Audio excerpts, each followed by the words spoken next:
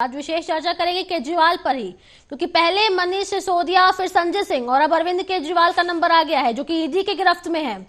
ऐसे में केजरीवाल की गिरफ्तारी के बाद क्या होगा आम आदमी पार्टी का हश्र, ये भी देखने वाली बात होगी। कथित दिल्ली शराब नीति घोटाले के सिलसिले में प्रवर्तन निदेशालय यानी कि ईडी ने गुरुवार की शाम को दिल्ली के मुख्यमंत्री अरविंद केजरीवाल को उनके आवास से ही गिरफ्तार कर लिया था।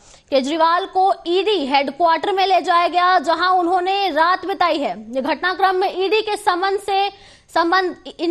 समन के संबंध में दिल्ली हाई कोर्ट द्वारा केजरीवाल को अंतरिम राहत देने से इनकार करने के कुछ घंटे बाद आया था। दरअसल जांच एजेंसी पूछताछ में शामिल होने के लिए केजरीवाल को 9 समन जारी कर चुकी थी, लेकिन उन्होंने गिरफ्तार का समन स्किप कर दिया था। अब देखने वाली बात यह होगी कि अरविंद केजरीवाल की गिरफ्तारी के बाद आम आदमी पार्टी को किन संकटों से गुजरना पड़ेगा। चर्चा की शुरुआत करेंगे, लेकिन इससे पहले सुन लेते हैं तमाम नेताओं के बयान जो कि गिरफ्तारी के बाद आए।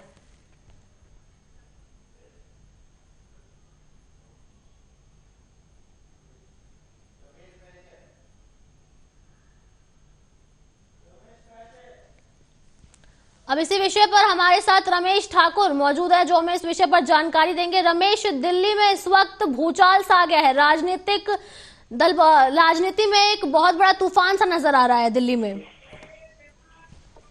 निश्चित तौर पे भूचाल आ जाना चाहिए, क्योंकि राजनीतिक जो दल नया उभरा और बहुत तेजी से आगे बढ़ा और उसके बड़ा शीर्ष नेतृत्व का नेता अगर इस तरीके से उनकी गिरफ्तारी होती है, वो भी सिटिंग सीएम हो, तो जाहिर सी बात है कि ये चीजें तो बड़ी कार्यकर्ताओं के लिए, पार्टी के लिए भी, और चुनाव के ऐन वक्त ये चीजें हैं किसी भी पार्टी दल के लिए ये बहुत ज्यादा नुकसानदेह होगा।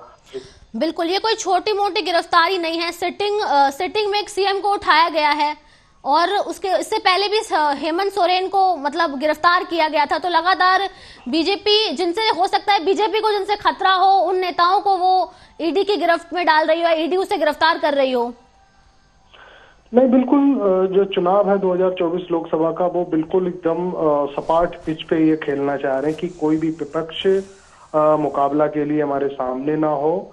और ये सारी चीजें हैं, जिस तरीके से चीजें हो रही हैं पूरी देश की जनता देख रही है, और लीगल स्टेप जितने हैं और हालांकि वो तो उठाई जा रहे हैं। और सबसे बड़ी बात ये है कि आम आदमी पार्टी जिस कथित घोटाले को लेके ये सारा पूरा षड्यंत्र है, उसमें जितने भी बड़ी इनकी लीडरशिप है वो तकरीबन ईडी ने उनको कैप्चर करके जेलों में डाल दिया है। और रही बात इनकी केजरीवाल जी की ऊपर गिरफ्तारी की तलवार थी जो पहले से लटकी हुई थी, और 9 समन के बाद में और जब ये हाई कोर्ट में अपनी एक सहूलियत के लिए जब जाते हैं और वहां से जो चीजें क्लियर होती हैं कि नहीं, आपको ईडी के समन का सामना करना चाहिए, अपनी बात करनी चाहिए, ये जैसे ही वहां से फैसला आता है, ईडी बिल्कुल भी देर नहीं करती है, सीधी एक टीम बनती है, सिविल लाइन उनके घर में जाती है, बातचीत करती है और गिरफ्तारी की जो पृष्ठभूमि है वहीं पे वो तैयार कर देती है। उसके बाद में जब चीजें हुई वो सब सामने है और मामला कोर्ट में आया हुआ है। हालांकि कल सुप्रीम कोर्ट में कल ही इन्होंने याचिका डाल दी थी। कल याचिका ये थी कि गिरफ्तारी पर रोक हो, लेकिन अब गिरफ्तारी हो चुकी है। फिर सुबह ही मनु सिंह भी, जो इनके वकील हैं, कांग्रेस के बड़े लीडर हैं और सुप्रीम कोर्ट के बड़े लॉयर हैं, उन्होंने फिर याचिका को सुबह ही चेंज करा है। अब उन्होंने कहा है कि ये जो गिरफ्तारी हुई है अवैध हुई है, इसको अब तुरंत ही निरस्त करा जाए। इस पे अभी बेंच इस समय सुनवाई कर रही है, 3 जजों की बेंच है, वो सुनवाई कर रही है कि ये गिरफ्तारी सही है या गलत है। और मुझे लगता नहीं है कि अब सुप्रीम कोर्ट से भी इनको राहत मिलेगी, क्योंकि सुप्रीम कोर्ट अभी रिमांड पे जरूर देगी 2-4 दिन के लिए।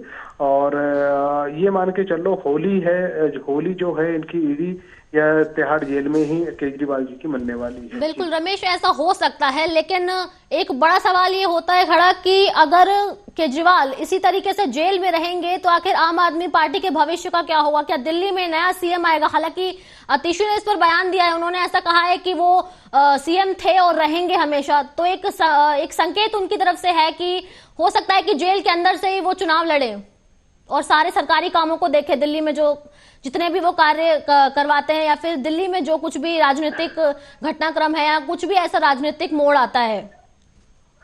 नहीं, देखो, अपनी जो लीगल रेमेडीज हैं उसको तो इस्तेमाल गवर्नमेंट करेगी, केजरीवाल करेंगे, लेकिन कुछ प्रावधान है लीगली इस तरीके से कि अगर कोई भी व्यक्ति जो संवैधानिक पद पे है, चाहे सीएम हो चाहे मंत्री हो, तो जेल में रह के फाइलों पे साइन नहीं कर सकता है। अगर ऐसा करेगा तो आपको पता है ईडी विरोध करेगी, बीजेपी भाजपा भी विरोध करेगी। अब रही बात, जिस तरीके से आपको याद होगा, मनीष सिसोदिया जब डिप्टी सीएम हुआ करते थे, जब उनकी जेल हुई थी तो काफी 1, 2, 3, 4 महीने तक उन्होंने अपने पद से इस्तीफा नहीं दिया था। फिर बाहर जब ओपोनेंट जो पॉलिटिक्स थी बीजेपी, उन्होंने जब इनके विरोध करा तो उसके बाद में उनको इस्तीफा देना पड़ा। बिल्कुल, क्योंकि अभी तक हमारे संविधान में ऐसा कुछ नहीं है कि एक सीएम को कोई भी संविधान या फिर कोई भी अदालत जबरदस्ती इस्तीफा दिलवाए। नहीं, संविधान क्यों इस्तीफा दिलवाएगी? संविधान के जो लीगल जो प्रोसेस है उसको फॉलो करना पड़ेगा। संविधान किसी को ये नहीं कहती है किसी को आप उनके ऊपर तलवार डालो, जिंदा सांप उनके गले में डाल दो। जो प्रावधान है उसकी आपको फॉलो करना पड़ेगा, चाहे छोटा व्यक्ति हो चाहे बड़ा व्यक्ति हो। एक सरकारी व्यक्ति के जो होता है, अगर वो कोई अपराध करता है या कुछ भी करता है तो साफ तौर पे कानून में लिखा हुआ है कि 24 घंटे में जो भी हवालात में रहता है तो वो 25 घंटे में वो टर्मिनेट हो जाता है। तो यही जो चीजें हैं नेताओं के भी लागू होनी चाहिए, मंत्रियों के भी लागू होनी चाहिए। हालांकि चीजें बहुत बदली हुई होती हैं, आपको पता है। इस तरह का और कोई किसी का मामला होता तो वो पहले निचली अदालत में जाता है, वहां धक्के खाता है कई साल, उसके बाद में जिला अदालत में मामला आता है, वहां धक्के खाता, आधी उम्र बीत जाती है। उसके बाद में जब आधी उम्र बीत जाती है उसके बाद में हाई कोर्ट में मामला आता है। सुप्रीम कोर्ट को तो छोड़ ही दो, सुप्रीम कोर्ट आम आदमी के लिए है ही नहीं, ये समझ लो वीआईपी बड़े लोगों के लिए। यहाँ तो चट रात में गिरफ्तारी होती है और सुबह 6 घंटे के बाद में सीधे सुप्रीम कोर्ट में हेयरिंग होने लगती है। तो ये चीजें हैं लोकतंत्र की, हम जो दुहाई देते हैं तो उसमें इक्वालिटी की जहाँ बात आती है वो बहुत ज्यादा भिन्नता है। जी बिल्कुल, मेरा आपसे लेकिन ये भी सवाल है कि जब हेमंत सोरेन गिरफ्तार किए गए थे तो उनकी जगह पे किसी और मतलब किसी और मंत्री ने उनकी जगह पे उनका स्थान लिया था, तो क्या जब अरविंद केजरीवाल गिरफ्तार हो गए हैं तो उनकी जगह पे कोई और मंत्री आएगा, ऐसी संभावना? तो ये हेमंत सोरेन का, अभी आपने जो सवाल करा, आपके सवाल का ही जवाब। आपने कहा ना प्रावधान में ऐसा नहीं है कि कोई किसी से इस्तीफा दिलवा दे। नहीं, प्रावधान ऐसे हैं, उसको फॉलो करना पड़ता है, जिसको हेमंत सोरेन ने, झारखंड की सरकार ने उसको फॉलो करा। और यही जाहिर सी बात है, उनको लग रहा था कि अभी मैं जल्दी छूटने वाला नहीं हूँ, और तो इसलिए सरकार, जनता क्या करेगी? जनता किसी का वेट थोड़ी करेगी कि जनता, यहाँ दिल्ली की जनता केजरीवाल का वेट नहीं करेगी। यहाँ तो डेली 70 काम होते हैं, हजारों काम होते हैं सरकारी जनहित के। तो इसमें तो केजरीवाल साहब को ये फैसला लेना ही पड़ेगा। देखो, आज अभी 2-3 घंटे में चीजें क्लियर हो जाएंगी। अगर इनको सुप्रीम कोर्ट से कोई राहत नहीं मिलती है और इनको लगेगा कि अभी मेरी जो हेयरिंग है और ये सारी लीगली चीजें आगे बढ़ती रहेंगी, तो मुझे लग रहा है इस्तीफे के लिए ये कह भी सकते हैं कि मैं इस्तीफा दे रहा हूँ और मैं दिल्ली की जनता को परेशान नहीं करना चाह रहा हूँ, और मेरे नीचे का कोई अधीनस्थ जो भी है मेरा वो उत्तराधिकारी बनेगा और सरकार चलाएगा। और ऐसे फैसले मुझे लग रहा हो भी सकते हैं और लिए जाने चाहिए। देखो, जनता क्या चाहती है? जनता विकास चाहती है, सहूलियत चाहती है। अब ये थोड़ी है कि आप अपराध करो या नहीं करो, हालांकि वो कोर्ट के ऊपर डिपेंड करता है, वो तय कर रहा है कि नहीं कर रहा है, लेकिन कोई किसी के लिए वेट थोड़ी कर सकता है। तो मुझे लग रहा है इसमें केजरीवाल साहब इस्तीफा दे सकते हैं और कोई ना कोई दूसरा यहाँ सीएम बन भी सकता है, ऐसी संभावना जगने की लगी है। चलिए, अभी मान लेते हैं कि सुप्रीम कोर्ट से राहत नहीं ही मिलेगी केजरीवाल को, अगर हम ऐसा मान के चले तो।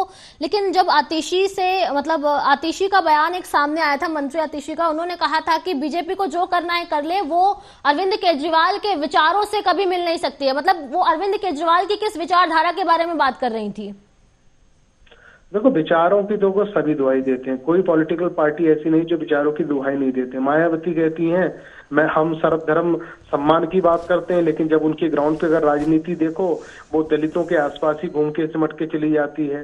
भाई ओपी राजभर कहते हैं मैं पूरे देश के बारे में सोचता हूँ, जब राजनीति जब ग्राउंड पे आती वो राजभर समुदाय के लिए उनकी सिमट जाती है।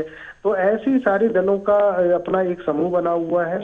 और रही बात जिस तरीके से आम आदमी पार्टी का जन्म हुआ था, वो जो उम्मीदें लोगों ने उनके ऊपर लगाई थी, वो नाउम्मीदी में तब्दीलियां हो गई हैं।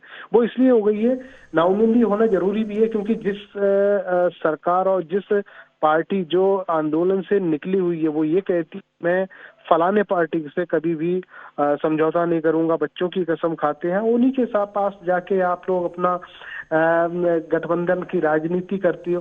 तो ये कम से कम जो नाउमीदी है वो देश में फैली है, दिल्ली में फैली हुई है। और दूसरी बात है, जिस तरीके से भारतीय जनता पार्टी को तो लग ही रहा था कि हमारे ओपोनेंट जो ये है कड़ा मुकाबला कर रही है, इनको किसी तरीके से डिफीट करा जाए। उन्होंने डिफीट कर दिया, उनको मौका मिल गया कि आबकारी का जो मामला है उसमें उन्होंने फंसा दिया। देखो, आबकारी की कुछ चीजें बड़ी क्लियर है। जिस तरीके से आबकारी नीति, इन्होंने पुरानी नीति को बदल के नए आबकारी नीति बनाई थी। अब ये मामला शुरुआत में, आज मैं आपको बता दूं कि आज 22 तारीख है। ये पहला मामला 22 मार्च 2022 को ही खुला था। आज पूरे 2 साल हो गए। 2 सालों में आधी की आधी आम आदमी पार्टी ईडी के गिरफ्त में है, जेल में जा चुकी है। तो उस समय ये मामला 4-5 महीने जब हुआ तो हाई कोर्ट में जाके जब इनके ऊपर फटकार पड़ी थी तो आनन फानन में आम आदमी पार्टी ने क्या करा था, वो अपनी आबकारी नीति को तुरंत ही चेंज कर दिया था।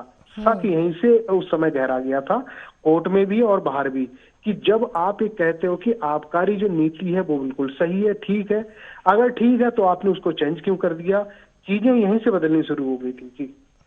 बिल्कुल, लेकिन एक भी सवाल इसमें और बड़ा खड़ा होता है कि जब गिरफ्तारी तो देखिए हो गई है, लेकिन जाहिर सी इसमें बात है कि आने वाले चुनाव के लिए आम आदमी पार्टी को कैंपेन करने में काफी संकटों का सामना करना पड़ सकता है। आम आदमी के कैंपेन पर इससे असर पड़ सकता है।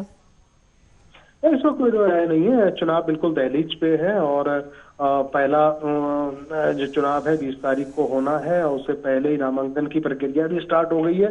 ऐसे बीच में आपका शीर्ष नेतृत्व जो है वो पूरी तरीके से लीगली शिकंजे में फंस चुका हो। पहले अपनी आदमी जान बचाएगा कि वो जाके कंपेन करेगा, नेतागिरी करेगा। इस समय तो आम आदमी पार्टी को और केजरीवाल को अपनी जान बचानी मुश्किल पड़ रही है। वहीं मेरे ख्याल से एक दिन हम लोग बैठे हुए थे आम आदमी पार्टी के कार्यालय में, तो ये चर्चा हो रही थी कि मनीष सिसोदिया के घर वाले कह रहे कहाँ आफत में फंस गए, आके राजनीति में अपना काम धाम कर रहे थे, बीबी को ऐसी लाई बीमारी है, वो बेचारी ना उठ पाती ना बैठ पाती है, कम से कम अपनी देख रेख करते थे, राजनीति के चक्कर में वो ऐसे जेल में चले गए, ना घर के रहे ना घाट के रहे।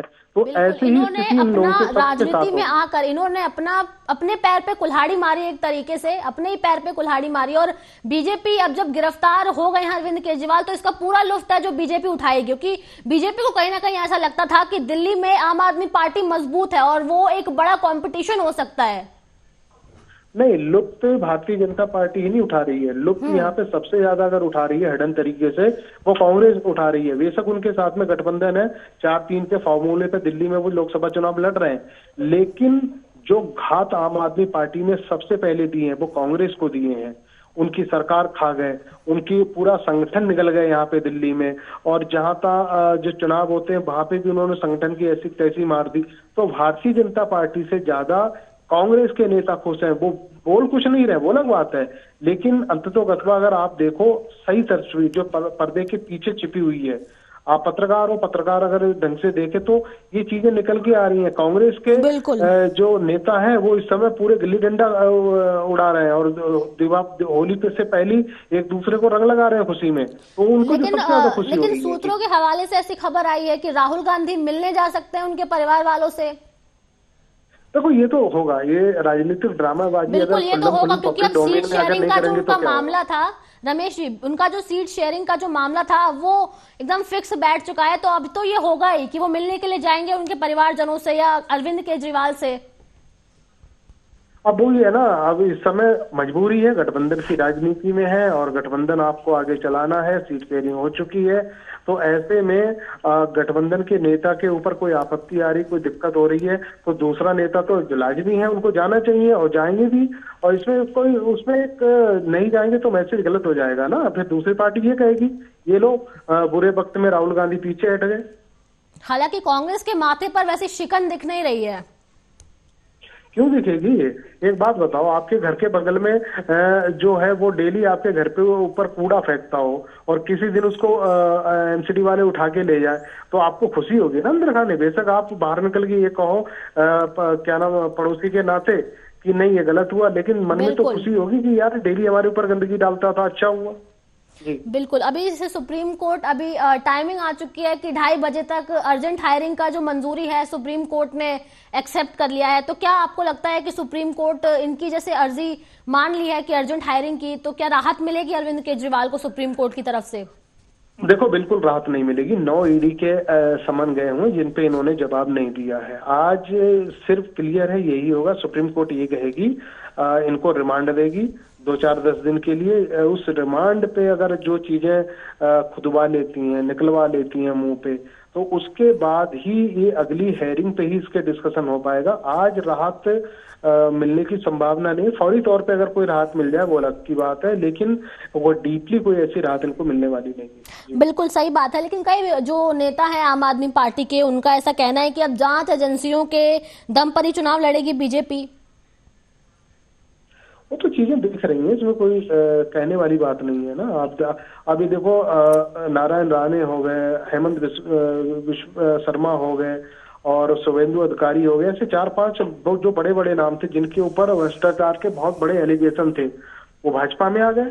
उनके सारे पाप धुल गए। और ये भी है अंदर खाने किसी को पता नहीं है, शायद मीडिया को भी ना पता हो कि उनके सारी की सारी जो ईडी के चार्जेस वगैरह वाली फाइलें थी वो सारी बंद कर दी गई। बिल्कुल। लेकिन मतलब ये साफ है कि जो भी नेता बीजेपी ज्वाइन करता है, बीजेपी में एंट्री लेता है, उसका चिट्ठा साफ है। मतलब उसके जो काले कारनामे हैं वो नहीं दिखाए जाएंगे।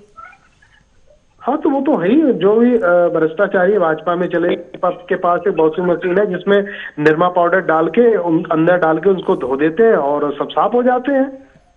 बिल्कुल। अभी लगातार बड़े बड़े नेता गए हैं आम आदमी पार्टी से। 21 मार्च को केजरीवाल कल चले गए, 4 अक्टूबर को संजय सिंह चले गए और मनीष सिसोदिया 26 फरवरी को। तो ऐसे आम आदमी पार्टी के बड़े नेताओं को पहले गिरफ्तार करवा रही है, ईडी की रेड पड़वा रही है बीजेपी। नहीं, वो एक गांव में कहावत है ना, जहाँ पे बहुत ज्यादा कौवे चिल्लाते हो ना, तो उनमें से एक कौवे को मार के ऊपर टांग दो तो सारे कौवे अपने आप भाग जाएंगे। स्थिति कमोबेश वैसे ही है यहाँ पे। भारतीय जनता पार्टी जानती है कि नीचे से अगर छोटे मछली अगर हम उठाएंगे तो उससे कोई फायदा नहीं होने वाला, क्यों ना ऊपर जो जहाज है उन्हीं को पहले गपच लो। तो वही इन्होंने ऐसा किया। देखो, जब ऊपर का शीर्ष नेतृत्व जब आप उठा लेते हो तो नीचे का जो कार्यकर्ता है, संगठन के लोग हैं, उनका जो मनोबल है वो गिर जाएगा। और हुआ भी ऐसे ही है, क्योंकि नेताओं का मनोबल गिर गया है और जिस तरीके से इनकी स्ट्रैटेजी चल रही थी चुनाव लड़ने की, वो पूरी तरीके से दिल्ली में गड़बड़ा गई है। बिल्कुल सही बात है। ईडी के दफ्तर के आगे कितने सारे आम आदमी पार्टी के कार्यकर्ता हैं, प्रदर्शन पे जुट चुके हैं और मंत्री आतिशी को भी हिरासत में ले लिया है पुलिस ने। नहीं, इसके अलावा यहाँ आईटीओ के पास से जब प्रेस एरिया के पास भी कई लोगों के कार्यकर्ताओं को पकड़ा है पुलिस वाले, और सीआरपीएफ वाले लगे हुए वो इनके ऊपर चपक चला रहे हैं कि आप कहाँ जा रहे हो। और ये चीजें बाहर निकल के नहीं आ पा रही ना, कार्यकर्ताओं को बाहर जाने नहीं दिया जा रहा है और उनके ऊपर तो ये सोच रहे बेचारे कहाँ जाएंगे। हाँ, अपनी बात भी नहीं कह पा रहे हैं। तो ये सारी चीजें हैं, पर्दे के पीछे बहुत कुछ हो रहा है और जो हो रहा है उसको देखते रहिए। जो बोलेगा, जो कुंडी खोलेगा वही इस समय कैप्चर होएगा, क्योंकि स्थितियां थोड़ी सी बड़ी नाजुक हो गई हैं। और इस हिसाब से अगर देखा जाए, जो आने वाला जो चुनाव है मौजूदा, उसके कोई मायने नहीं रह जाएंगे। आप इस तरीके से चुनाव लड़ना चाहते हो, लोकतंत्र का गला घोट के अपोजिशन को बिल्कुल लड़ने नहीं देना चाहते हो। कल जिस तरीके से कांग्रेस पार्टी ने प्रेस कॉन्फ्रेंस करी है, उनके सारे के सारे जो अकाउंट है वो फ्रीज कर दिए गए हैं, कोई पैसा इकन्नी निकाल नहीं सकते। तो कंपेनिंग का जो पैसा खर्च होने वाला कहाँ से आएगा?